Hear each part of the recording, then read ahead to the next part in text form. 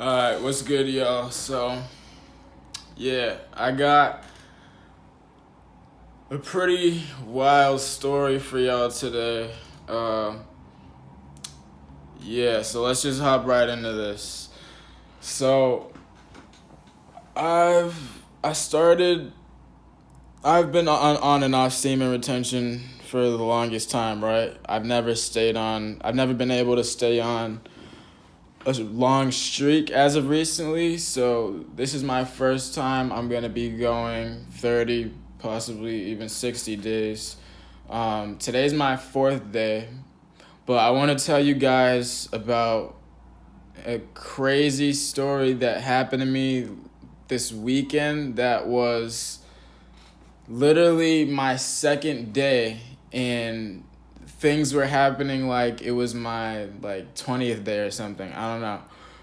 I feel like maybe your intention behind when you do semen retention kind of makes it that much more powerful. It's either that or some men's semen just has way more energy, but probably both. But yeah.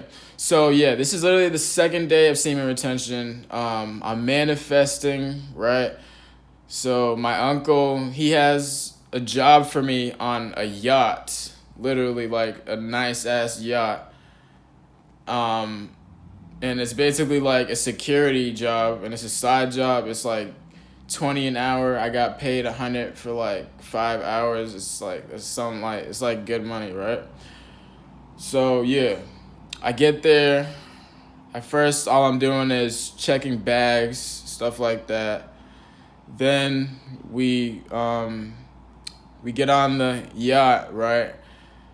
And at first, everything is cool. By the way, this yacht is insane. It's like probably close to $1 million yacht. I would be surprised if it's not at least like $500,000.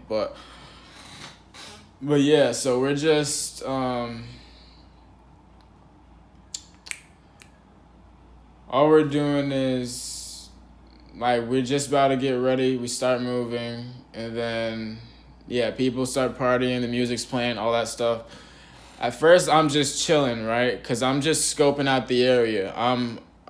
First off, I'm checking to see if there's any baddies, and second off, I'm just doing my job, like making sure no one's like hanging off the side of the fucking boat or smoking weed or doing some crazy shit, right? So after a while of that, just doing my job, I start, you know what I'm saying, I start talking to people, I start socializing, I played some Jenga, and then this girl catches my eye because she's sitting alone with her friend, and they're just like chilling, like they're not doing shit like everyone else is. They're just like in their own vibe type shit, and I don't know what it was, but just one look at her, and I don't know. It was just like I was like drawn to it, to just go up to her type shit. So I go up to her. I'm walking over to her, and I look at her in her eyes, right? And she looks at me back in the eyes, but then she looks down at her phone, which was a plus for me because that means I initiated the eye contact and she broke it, which means I had the power there. But yeah, I walk up to her and I go, like, don't ignore me type shit. And she was like, what do you mean ignore you? You didn't say anything. And I'm like, yeah, I said something. This is another thing that just shows me that I'm in alignment, and like I'm just getting synchronicities and like shit like that, because there's no way that I was not thinking, like I literally wasn't thinking at that point in time when I said that. So it's like that was just my higher self coming into play, I guess. Because basically, she was like, yeah, I came up to her and I didn't say anything, right? Then I'm like, don't ignore me, because she looked at me, then looked back down. And she's like, you didn't say anything. But I'm like, I said something, like, But I didn't even mean to say it like that, because basically I said, like, I said something, but I said something by looking at it type shit. But yeah, that was insane. Looking back on it, that was kind of crazy that I said. But anyway, so yeah, we start talking. She tells me where she's from, shit like that, how old she is. And I try to talk with her friend too, so it's not awkward for her, because I don't want her to be like a third wheel. So, like, you know what I'm saying? W-mans. But yeah. We just start talking more, and the conversation is very good. It's like, it has substance. It's not like, oh, I do this, I do that, let's get fucked up or something. It's not like no bullshit conversation. It's like substance, like it was like a classy conversation, you know what I'm saying? Well, yeah. So eventually we talk for a minute, and her friend is like, yeah, you should take her on a date. And I'm like, yeah, why not? We could do that, you know what I'm saying? Get something to eat. And she agrees. So yeah, now here's where the story gets juicy, boy. So I have to basically alternate between talking to her and like making it look like I'm working. Because honestly, this job, you don't really have to do anything unless there's like a fight or like some argument. All you have to do is just watch people and make sure they're not doing anything. It's like the easiest shit ever. You can still talk to people and shit. So, yeah. I'm doing my job, walking around, and all of a sudden this Asian girl that's wasted comes up to me and is like trying to talk to me and shit. She's like, she starts grabbing me, and in my head, I'm like, bro, what? It's like this already?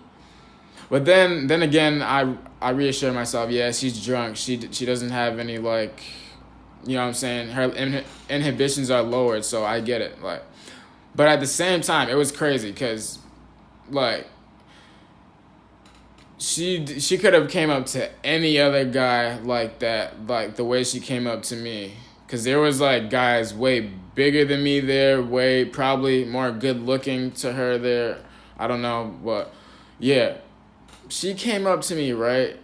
She starts talking to me like we used to fuck every day or some shit. She's like, I want to suck you dry. Like, why are you so tall? Like, I love your chest, all this shit. And I'm like, she was even, let me show y'all something, bro.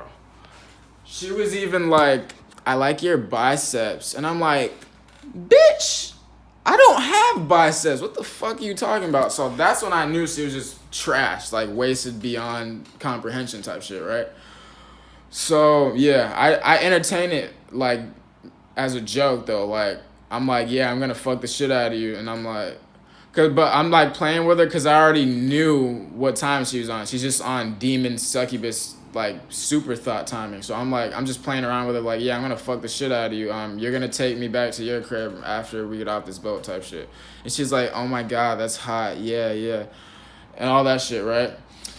So literally not even 10 seconds later, she is she's making out with some random ass, I don't know, some random normal average looking guy.